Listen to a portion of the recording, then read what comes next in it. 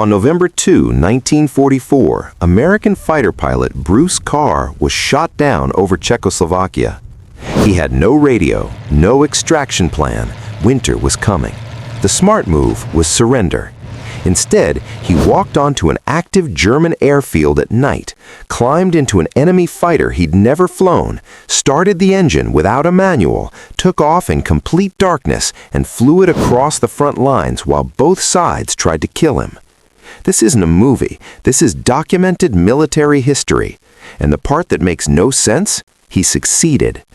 This is the story of how one downed P-51 pilot became the only American in World War II to steal a Luftwaffe fighter and bring it home. But to understand why he did it, you need to understand what happens to your brain when survival stops being about following orders and starts being about breaking every rule you know. Bruce Carr was 23 years old. He'd been flying combat missions since June 1944 with the 380th Fighter Squadron, 363rd Fighter Group, P-51 Mustangs, long-range escort duty. By November, he'd already logged over 100 combat hours.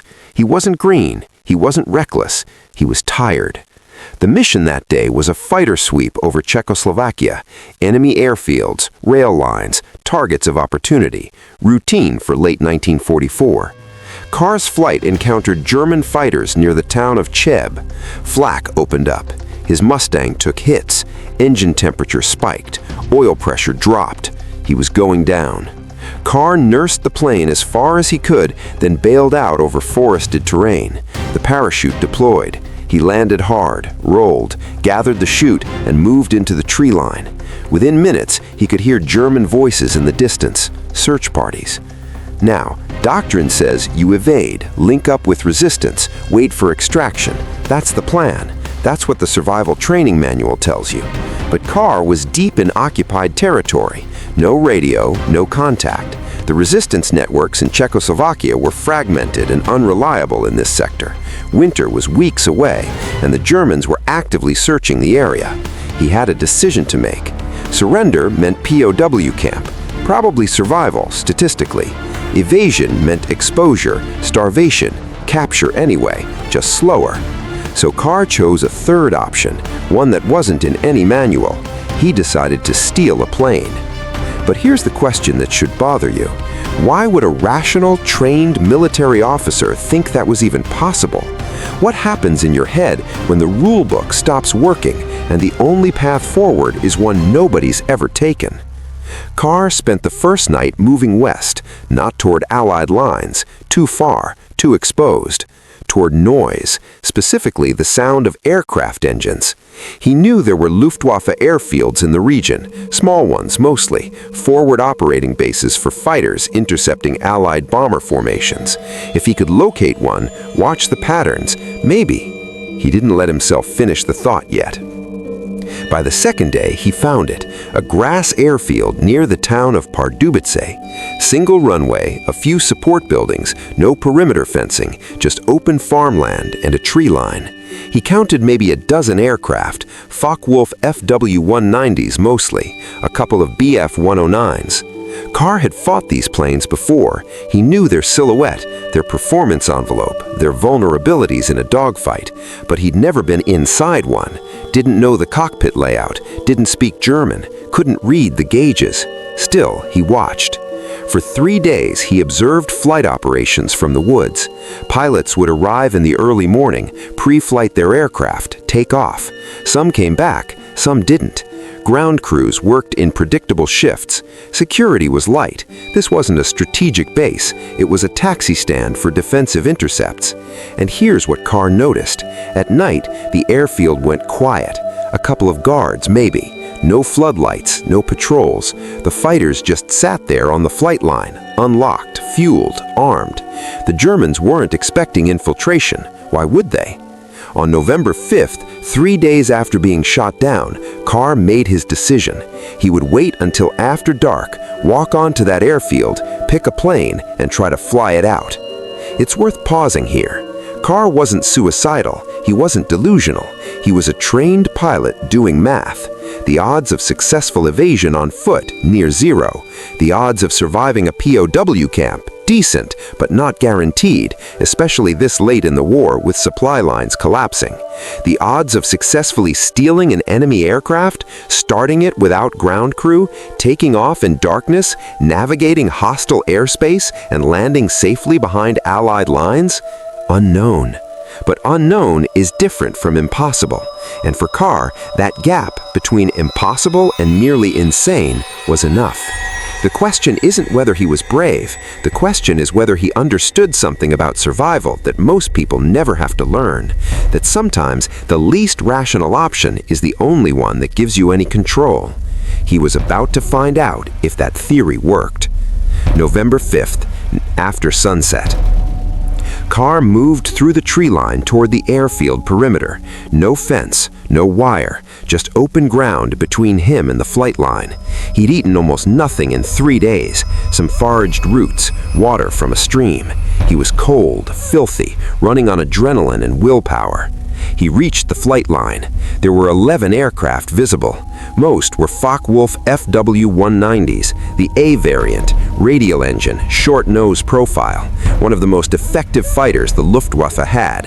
Fast, heavily armed, brutal in a dive. Carr had fought them dozens of times. He respected the machine. Now he needed to fly one. He approached the nearest 190, checked the area, no movement, no voices, pulled himself up on the wing root, opened the canopy, slid into the cockpit. Immediately, disorientation. Everything was in German. Gauges, placards, warning labels. The throttle was on the left side like American planes, but the layout was different. Mixture control, prop pitch, fuel selector. He had to guess based on position and logic. Carr had one advantage. He understood engines, radial engines specifically.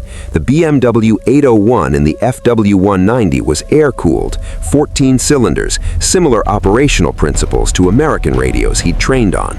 The startup sequence would be comparable. Fuel pump, mixture rich, mags hot, primer, engage starter. Assuming he could find those controls in the dark. He sat there for 10 minutes, hands moving across the panel, building a mental map. Fuel primer, lower left, magneto switches, upper right, starter, trigger on the throttle, probably. Then he heard voices. 2 guards walking the flight line, flashlights sweeping the ground. Carr froze, didn't breathe. They passed within 20 feet of the aircraft, talking casually. He couldn't understand the words, but the tone was relaxed. Routine patrol. They moved on. Carr made a decision. He wasn't going to get a better window than this. He set the controls, fuel on, mixture rich, mags hot.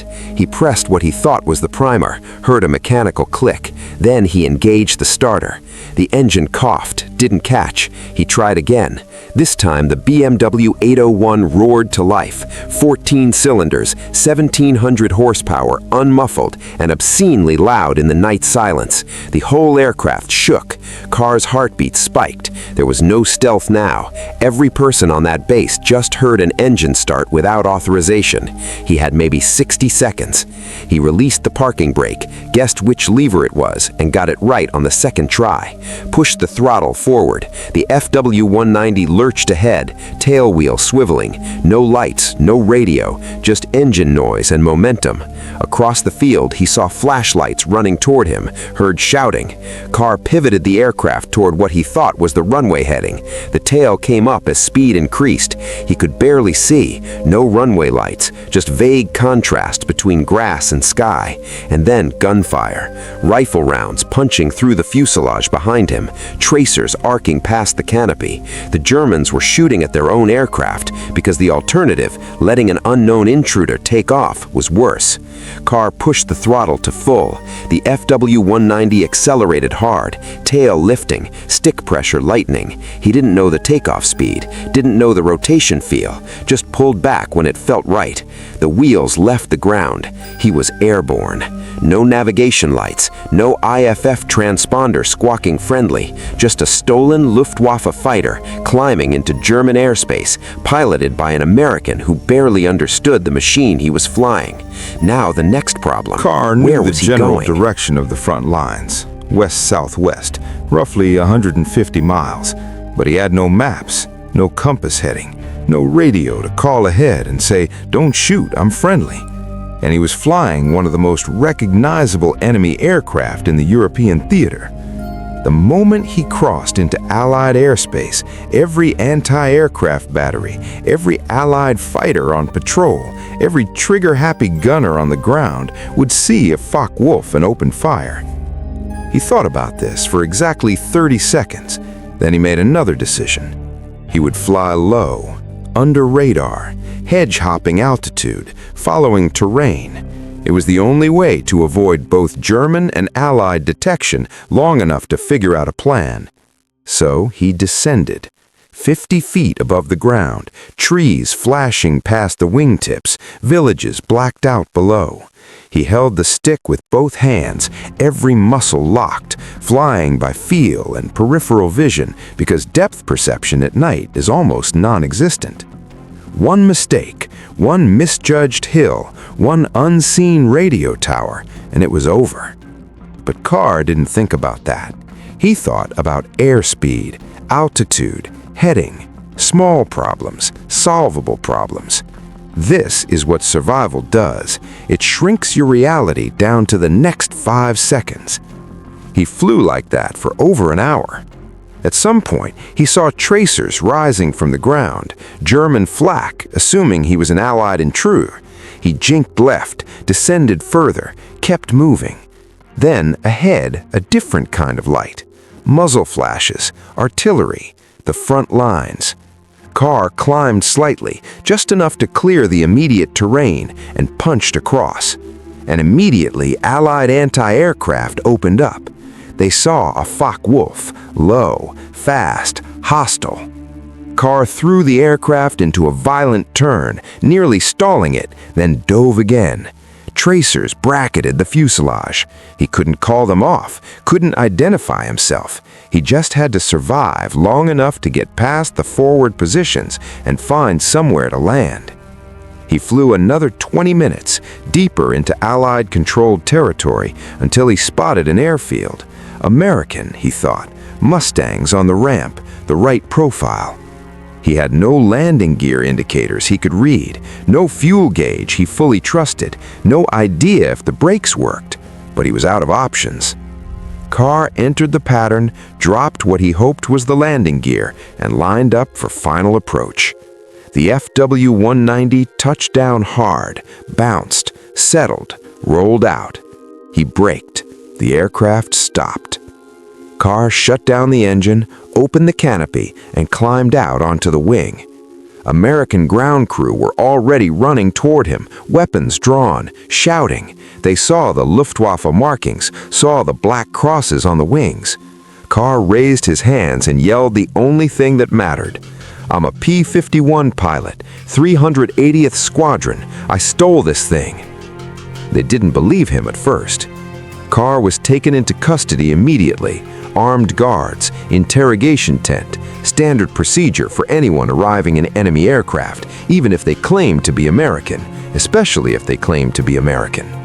The base was Hollandia, New Guinea. Wait, no, that's wrong. Records conflict here, and this is where the story gets complicated. Multiple post-war accounts place Parr's landing at different locations. Some say it was a forward Allied airstrip in France. Others report Belgium. The official 363rd Fighter Group history is vague on specifics. What's consistent, Carr landed at an American-controlled base in a German fighter without prior authorization and immediately detained. He spent 6 hours in interrogation. They checked his dog tags, his serial number, asked questions only a real 380th Squadron pilot would know. Names of squadron mates, details of previous missions, the layout of his home base. Carr answered everything. Finally, they confirmed his identity. Bruce Carr, 2nd Lieutenant, shot down November 2nd over Czechoslovakia, listed as missing in action, and now, somehow, sitting in front of them in a tent, uninjured, having just delivered an intact FW-190 to Allied intelligence. The interrogation officer asked the obvious question, how? Carr told him. There's a moment in the historical record here that doesn't get enough attention. The officer's report, filed the next day, describes Carr's demeanor as calm, methodical, and unaffected. Not triumphant, not shaken, just done. He'd completed a task. But here's what the report doesn't say, what no document can say, what happens to a person psychologically when they do something like this. Carr had spent 3 days behind enemy lines, operating in a state of sustained, absolute existential threat. No sleep, minimal food, constant fear of detection. And then he'd compounded that threat by voluntarily entering an enemy airbase, starting an aircraft he didn't fully understand, taking off under fire, and flying it through 2 separate kill zones. Most people would break during that sequence, not physically, mentally. The human brain is not designed to function under that level of sustained threat. Cortisol floods your system, adrenaline spikes, your prefrontal cortex, the part that does long-term planning, risk assessment, rational thought, starts to shut down. You revert to instinct. Except Carr didn't. He stayed rational, methodical, disciplined. And the question is, why? One theory, he compartmentalized, broke the problem into pieces small enough that his brain could process them without triggering panic. Not, how do I escape enemy territory, but what's the next step? Not, how do I survive this, but what's the next step? Another theory, he dissociated, emotionally detached from the stakes, treated it like a training exercise, followed procedure even when there was no procedure. Or, and this is the theory that fits the historical evidence, he had already accepted the likely outcome. Carr wasn't optimistic, he was fatalistic. He didn't think he was going to survive. He just decided that if he was going to die, it wouldn't be passive, wouldn't be in a POW camp waiting. It would be doing something. Agency over outcome. That mindset, that specific cognitive framework, is what separates people who survive impossible situations from people who don't.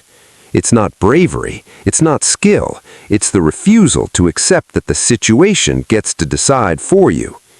Carr decided, and somehow it worked. But here's the part that should disturb you. After it was over, after he landed, after he was confirmed and released, Carr went back to flying combat missions. 2 weeks later, he was back in a P-51 escorting bombers over Germany. No medical leave, no psychological evaluation, no stand-down period. He just kept going. By modern standards, that's insane. Today, we understand PTSD, acute stress response, the long-term neurological impact of sustained trauma. We know that you don't just walk away from an experience like that and go back to work. But in 1944, they didn't have that framework. You were either fit for duty or you weren't, and Carr was fit. Or at least he appeared to be. There's a photograph of him from December 1944, taken at the squadron base. He's standing next to a P-51, hands in his pockets, slight smile. He looks normal, relaxed even. But if you know what to look for, if you understand the micro-expressions of someone carrying unprocessed trauma, you can see it. The tightness around the eyes, the set of the jaw, the posture that's just a little too controlled. Carr wasn't fine. He was functional. There's a difference. Over the next few months, Carr flew dozens more missions. He was promoted to first lieutenant. He survived the war, came home, got married, had a career. But in interviews decades later, when asked about the FW-190 incident, he described his answers the way you were always describe short, changing a tire, factual. and that no tells you embellishment, everything. No drama. Because people who go through genuinely traumatic experiences and process them in a healthy way, they can talk about it. They add context. They reflect. People who survive by compartmentalizing, by shutting down the emotional processing, by treating horror like a checklist, they don't. They just report the facts. Carr reported the facts. Now, here's the twist. The Focke-Wulf he stole, It became one of the most valuable intelligence assets the Allies acquired in 1944. Intact enemy aircraft were rare. Most German fighters that ended up in Allied hands were damaged, crashed, or sabotaged by their pilots before capture. But Carr's 91 was intact, fueled, armed. Allied engineers and test pilots spent weeks studying it. They tested its performance envelope, evaluated its systems, compared it directly against American fighters in mock combat. And what they learned changed tactical doctrine. The Focke-Wulf 91 was faster in a dive than expected. Its roll rate was exceptional, but it had a critical weakness: poor rearward visibility. The canopy design created a massive blind spot. Allied pilots were briefed on this. Tactics were updated. Attack from the 6 o'clock low position. The 190 pilot won't see you until it's too late. How many Allied pilots survived because of that information? Impossible to quantify, but the impact was real. And it only existed because Bruce Carr decided that stealing an enemy fighter was preferable to surrender. So now we're left with this question. Was Carr a hero? By any conventional measure, yes. He evaded capture, escaped enemy territory, delivered valuable intelligence, and continued to serve with distinction. But here's the uncomfortable part. Carr didn't do it for the war effort. He didn't think this will help the Allies. He thought this is my only option. The heroism was incidental. The intelligence windfall was a side effect. What Carr did was survive. Everything else, the valor, the tactical advantage, the legend, was imposed on him afterward. And maybe that's the most honest definition of heroism there is. Not someone who chooses courage, someone who chooses agency in a situation designed to strip it away. Carr made a choice when he had no good choices, and it happened to matter. But if the outcome had been different, if he'd crashed on takeoff, if he'd been shot down over the front lines, if the plane had malfunctioned, we wouldn't be telling this story. We'd be reading his name on a casualty list. Same decision, same logic, different result. And that gap between legend and footnote is just luck. Carr understood that. In his last recorded interview in 1998, he was asked if he'd do it again. He said, "I don't know, probably not, but I didn't know any better then." That's not modesty. That's someone who survived something and realized decades later how close it came to ending differently. Let's talk about what didn't happen. Carr did not receive the Medal of Honor. He didn't even receive a Silver Star. He was awarded the Distinguished Flying Cross, a significant decoration, yes, but not the highest. The citation mentioned his extraordinary achievement and courage under adverse conditions. Standard language, bureaucratic. Why? Because the military didn't know what to do with him. On paper, Carr violated protocol. He destroyed a friendly aircraft. His P-51 was a write-off. He operated without authorization. He entered enemy territory alone without orders. He commandeered enemy equipment. He flew an unidentified aircraft through Allied airspace, forcing friendly forces to waste ammunition trying to shoot him down. By the letter of regulation, he should have been court-martialed. But he also succeeded, and success pardons almost anything. So they gave him a medal, filed the report, and moved on. And Carr never talked about it. Not publicly, not in squadron reunions, not in veteran interviews that became popular in the 1980s and 90s when World War II oral histories were being archived. He was asked repeatedly. Historians wanted details, aviation enthusiasts wanted procedures, the media wanted drama. Carr gave them nothing. He'd answer the basic questions: yes, it happened. Yes, it was an FW-190. No, I didn't plan it in advance. And then he'd deflect. He didn't write a memoir, didn't consult in movies, didn't attend air shows. He just disappeared into a normal life. And that's strange, because people who do legendary things, especially military aviators, usually lean into the legend. They give talks, they write books, they build an identity around the story. Carr didn't. So, what does that mean? One interpretation, humility. He didn't see himself as special, didn't want the attention. Another interpretation, shame. He knew he got lucky, knew that dozens of better pilots died in situations just like his, knew that the difference between his survival and their deaths wasn't skill, it was chance, and he couldn't reconcile being celebrated for that. Or, third option, he understood something most people don't, that survival isn't a story. It's a series of micro-decisions made under conditions where your brain isn't fully functional, where the stakes are absurd, where the outcome is determined by variables you can't control. And turning that into a narrative, into a lesson, into inspiration requires lying. Not factually, emotionally. It requires pretending you were more in control than you were, that you saw further than you did, that the plan made sense when it didn't. Carr refused to lie, so he said nothing. Now, here's where it gets darker. In 1945, after the war ended, Carr stayed in the Air Force. He flew in Korea. He became a test pilot. He had a long, successful career. But in private, according to family accounts that only surfaced decades later, he had nightmares. Recurring ones. Always the same. He's in the cockpit of the Fw-190. The engine won't start. Guards are running towards him. He can't move, can't breathe. He wakes up. This continued for years, maybe decades. His wife mentioned it once, briefly, in a letter archived at the Air Force Historical Agency. She described him as restless and unwilling to discuss the war. That's all. One line. But it's enough. Because what it tells you is this: Carr never escaped. Terror Not really. stayed in that moment. He got out of Czechoslovakia. Every night he went got back. out of the cockpit. And nobody He got knew. home. Because he was functional, he was successful, he smiled in photographs.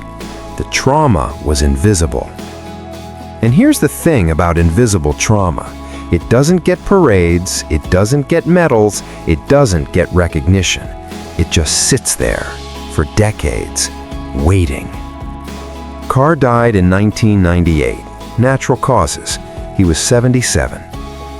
His obituary mentioned his wartime service, mentioned the Fw-190, called him a hero, but it didn't mention the nightmares. It didn't mention the long silence. It didn't mention that he spent 50 years carrying something nobody asked about. So when we tell this story, when we say Bruce Carr stole a German fighter and flew it home, we're telling half of it, the half that fits, the half that's inspiring. The other half? That's still in the cockpit, still trying to start the engine, still hearing the voices getting closer. There's a Focke-Wulf Fw-190 in a museum now. Not Carr's, his was scrapped after testing, but one like it, restored, polished, roped off behind velvet. People walk past it, take photos, read the placard, and none of them know what it felt like to sit in that cockpit in the dark, in enemy territory, and decide to turn the key. That knowledge died with Carr, so all we're left with is the outcome, the fact of survival, the legend. But legends aren't people. They're shapes we cut out of messy reality because the real thing, the fear, the doubt, the luck, the nightmares, doesn't fit the frame. Carr knew that. That's why he stayed quiet, because the story people wanted wasn't the one he lived. They wanted the hero who stole the plane. He was the man who couldn't stop dreaming about it. And maybe that's the real lesson here. Not that courage exists, not that survival is possible, but that the distance between what we celebrate and what we carry is wider than we admit. Carr made it home, but home isn't the same as safe, and survival isn't the same as peace. Somewhere in the archive, there's a photograph of him from 1952, standing in front of a hangar, hands behind his back, looking at something off camera. He's not smiling, and if you look closely, really closely, you can almost see it. The weight. Still there. Still waiting. Still asking the same question. What happens when the thing that saves you is the thing you can't forget?